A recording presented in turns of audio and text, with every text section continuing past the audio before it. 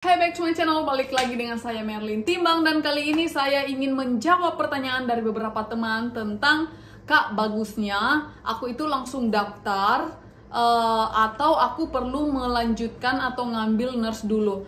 Sebelumnya video ini khusus untuk teman-teman dari keperawatan yang ingin mencoba mengambil kesempatan bekerja ke Jepang melalui program pemerintah yaitu BNP 2 TKI, program J2J ya. Jadi video ini khusus untuk mereka.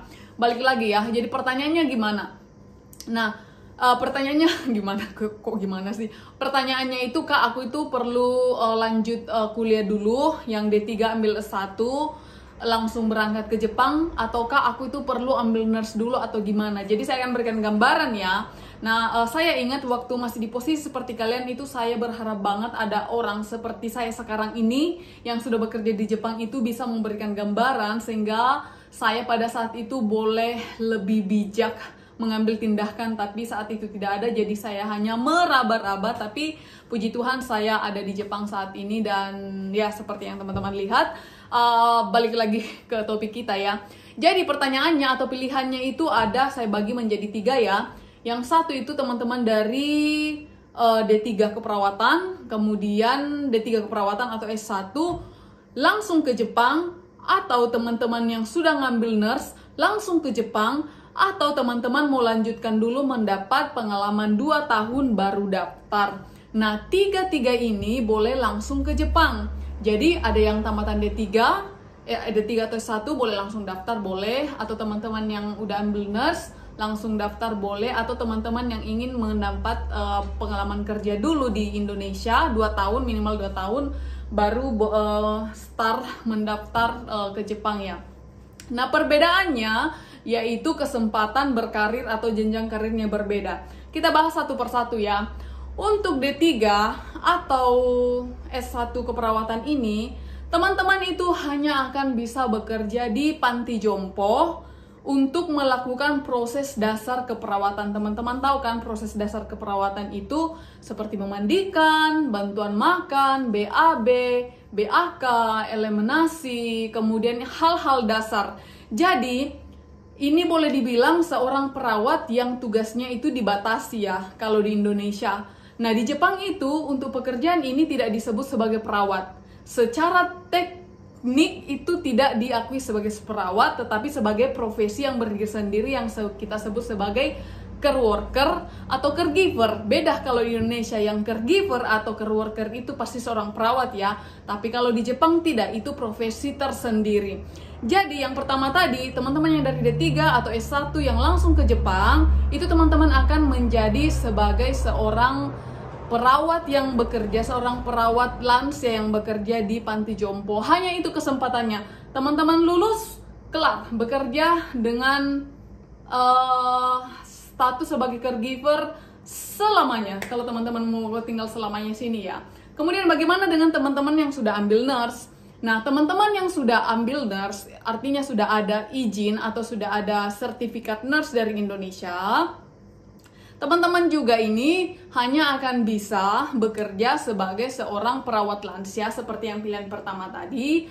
Hanya saja setelah teman-teman lulus ujian negara seperti saya atau teman-teman lain yang sudah ujian negara, teman-teman itu bisa merubah status dari seorang perawat lansia atau dari seorang kaigo atau care worker itu boleh menjadi seorang perawat yang pada umumnya kita sebut sebagai perawat atau perawat yang bekerja di rumah sakit ataupun di panti jompo, tapi seorang perawat ya, yang tugasnya kita itu tidak dibatasi hanya untuk keperawatan dasar, tetapi semua tindakan-tindakan keperawatan seperti memberi obat, melakukan infus itu boleh kita lakukan.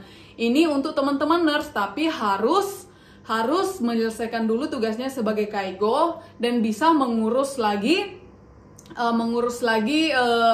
step-step selanjutnya untuk bekerja untuk merubah status menjadi seorang perawat di Jepang.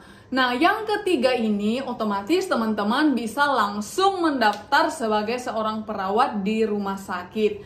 Hanya saja yang ketiga ini, kenapa aku mau bilang perawat kalau kita punya pengalaman 2 tahun itu boleh, sebenarnya saya sudah jelaskan di video sebelumnya, teman-teman ini untuk kota atau seleksi untuk perawat ini yang diambil tuh hanya sedikit.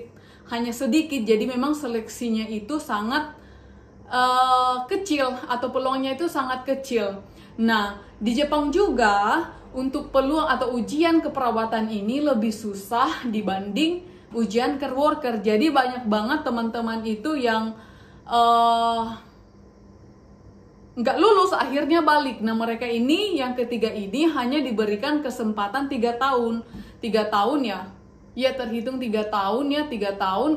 Kalau mereka tidak lulus, mereka harus balik. Beda dengan yang kedua tadi ini, si nurse, dengan yang D3 dengan S1 ini. Kalau mereka tidak lulus, mereka masih bisa diberikan kesempatan selama 1 tahun. Jadi, teman-teman pikirlah, kalau teman-teman cuma ingin mencari money, dan ini hanya ingin untuk mencari yang penting kerjalah di Jepang lah, mau kerja apapun itu, teman-teman boleh datang dengan yang pertama tadi, ataupun yang kedua tadi, datang lebih cepat ya, lebih cepat datang, masih muda, banyak pengalaman, dan dapat duit banyak ya.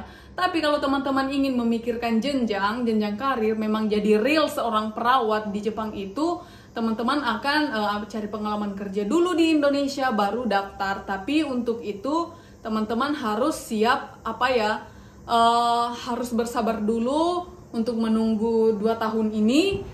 Penghasilan teman-teman 2 tahun di Indonesia itu sangat sedikit dibanding kalau teman-teman sudah lulus ke Jepang ini, uang yang bisa didapatkan selama 2 tahun itu ya. Tetapi nanti kalau teman-teman lulus ke Jepang, setelah mengambil 2 tahun pengalaman dikerja di Indonesia itu kan jadi perawat di sini kan jenjang karirnya lebih bagus. Karena kenapa saya bilang seperti itu? Kita yang pertama dan yang kedua itu saya ya posisinya, kita akan melihat kalau kita kerja di sini, nah pas kalian nanti di lapangan akan ngerti deh.